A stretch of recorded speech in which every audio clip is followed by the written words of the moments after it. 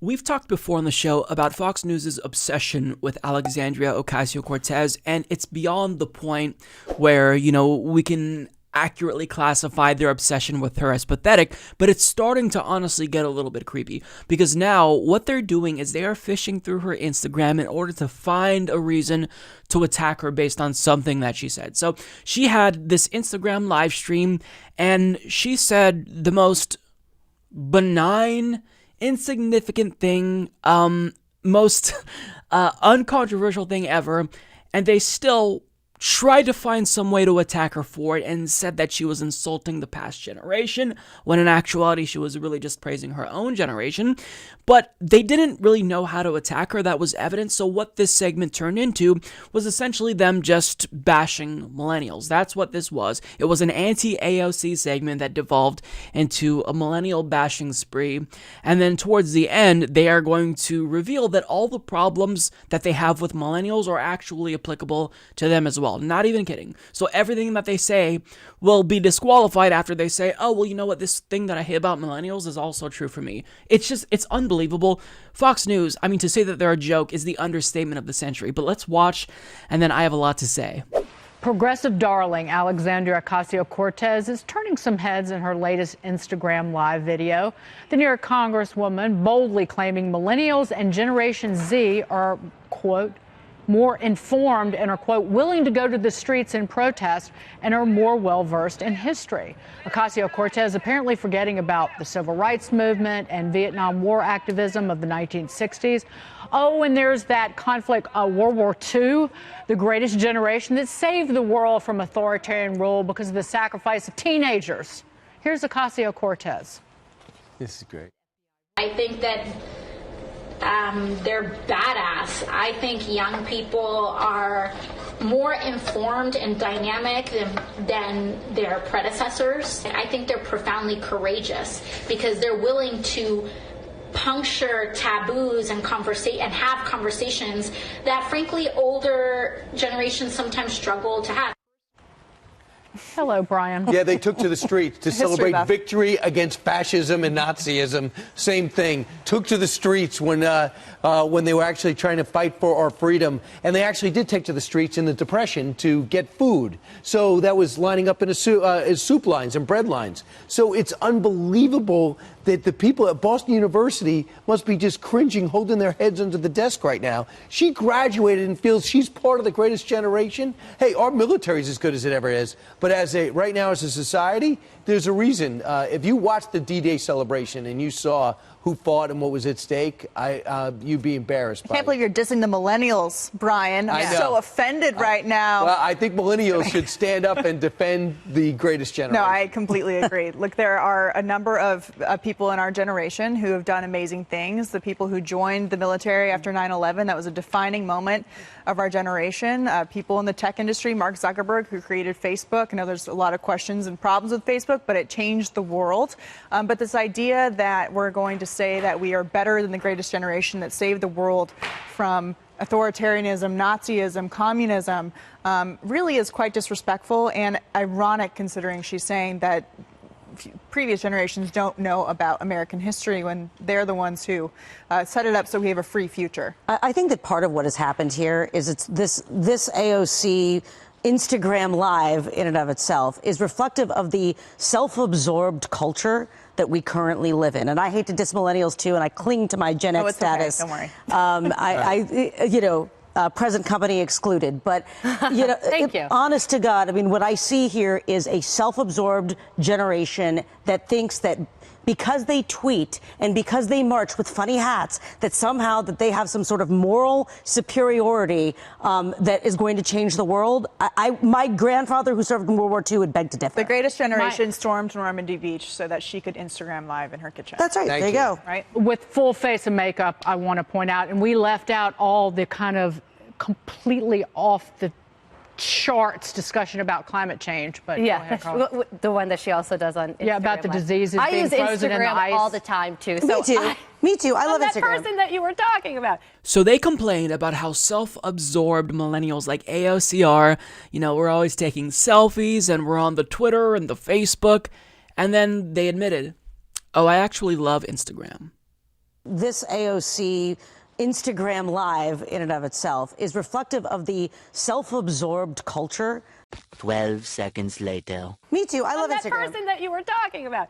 Me too. I love Instagram. So what was the point of you criticizing AOC? How is millennials, seeming obsession with social media relevant to what she said about her generation being awesome? And second of all, are you honestly saying that older generations, Gen X and boomers, don't like social media? Because there's literally subreddits of basically just boomer posts. It's called Insane People Facebook. Everyone is on social media because we have access to the internet. A lot of people do. So we're just all on social media. In fact, I think that platforms like Facebook are probably more popular among older generations, and Instagram is more popular among younger generations. So I don't even know how that criticism was relevant. But for them to just basically criticize AOC and millennials for one thing and then admit that they're also guilty of that, it shows that they had no objective going into this segment. They just watched something of AOC and they tried to look for a reason to criticize her. See, that just makes you look like hacks. And let's get to AOC's quote here. Quote, "I think they're badass," meaning her generation. "I think young people are more informed and dynamic than their predecessors. I think they're profoundly courageous because they're willing to puncture taboos and have conversations that, frankly, older generations sometimes struggle to have." How is that controversial? How is that something that is offensive to you? How is that disrespectful to previous generations? How? It's factually correct. Think about this. She says that we're more informed and dynamic than our predecessors. We have cell phones now. All of us have cell phones. We literally have infinite knowledge at our disposal anytime we need it.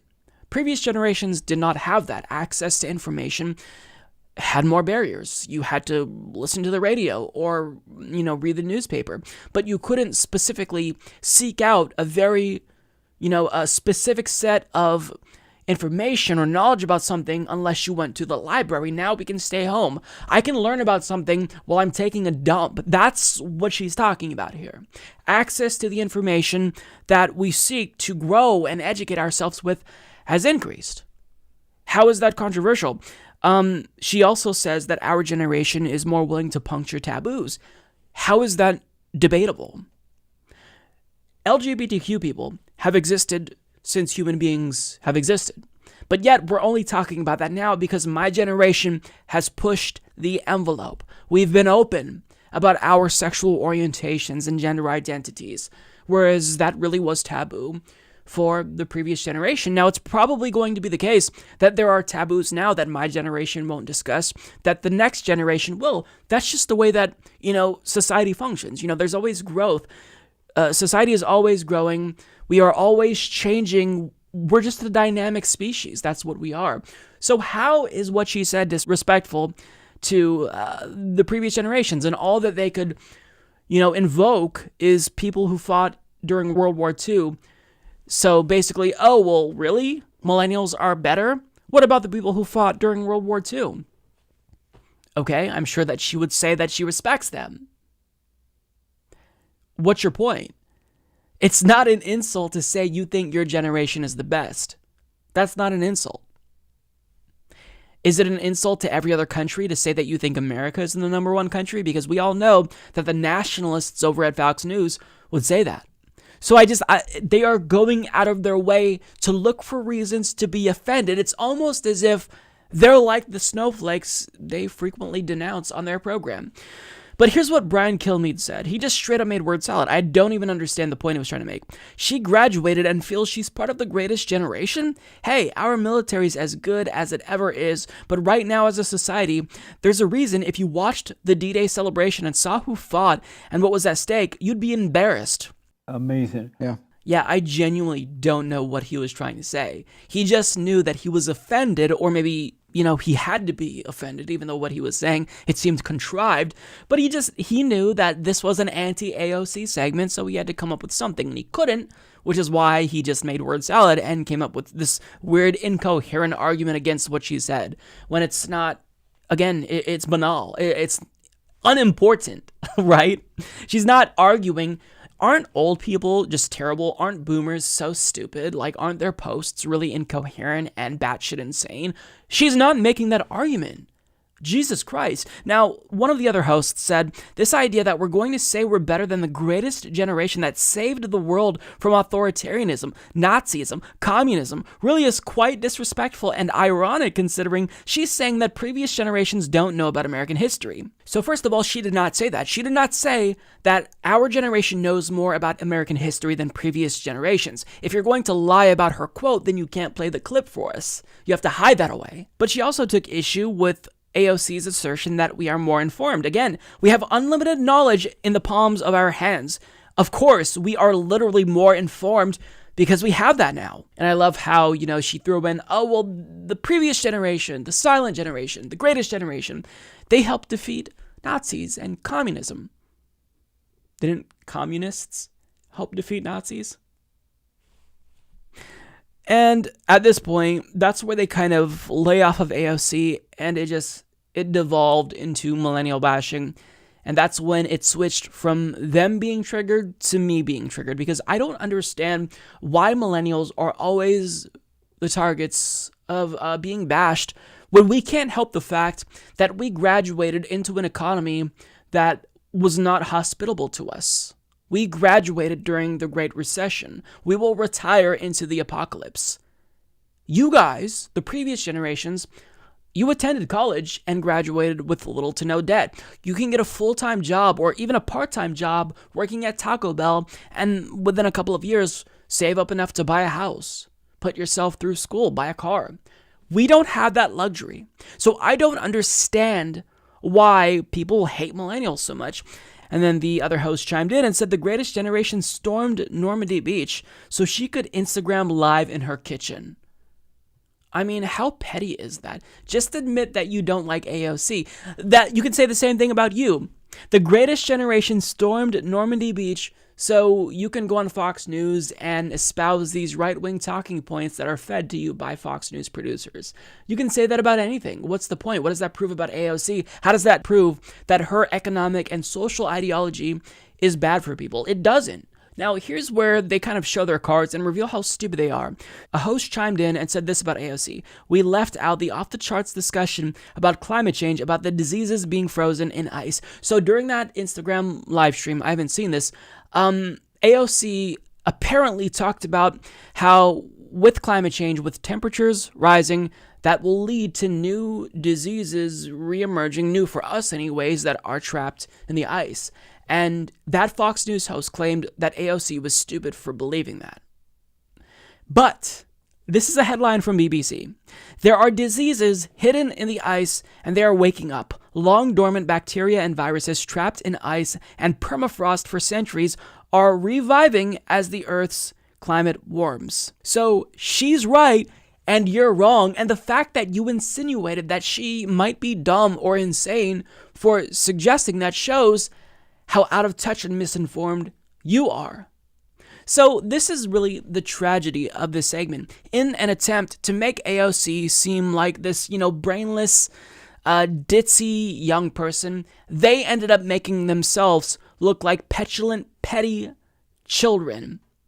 And it's just, I feel bad for them. Well, I don't really feel bad for them, but I feel bad that they had a goal, they had this objective to attack AOC, and they just ended up putting out this cringe-inducing segment where it just showed that we just attack AOC for the sake of attacking her because she is a political opponent, and we're going to do whatever we can, whenever we can, to try to make her look bad. So if that means we've got to creep on her Instagram and try to see if she says anything, that might be deemed controversial possibly, or maybe we can misinterpret to sell to our audience as controversial, I think that would behoove us to do. I mean, they had to have thought, what are we supposed to do with this segment? What are we supposed to say about this clip? This isn't really an issue. I don't care about this. Is this really something that we should be attacking her for? When, maybe we can bring up something else that we disagree with, maybe a policy. They're just they're just stupid, and they only embarrass themselves here, and they're only helping AOC because they're boosting her name recognition, and they're making themselves look idiotic in the process. So I guess keep it up, because it's not hurting her. It's only helping her and hurting you. Subscribe if you like this video, folks. Mike's tremendous, and he's doing a really, really good job. Many people are telling me about how wonderful the Humanist Report is. Bigly.